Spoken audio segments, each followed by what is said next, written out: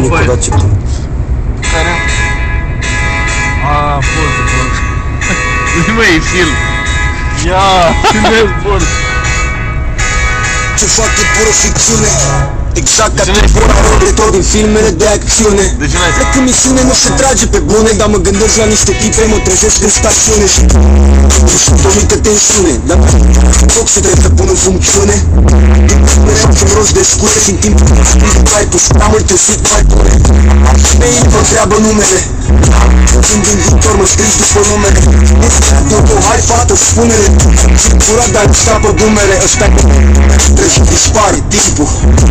Fac hip-hop, nu sunt o tipul. Treabă care ar fi motivă, mă vreau să dau din cap și mi-ar mă stic. Cum și în spate chitanțe. Ești probleme, muncă, estanțe.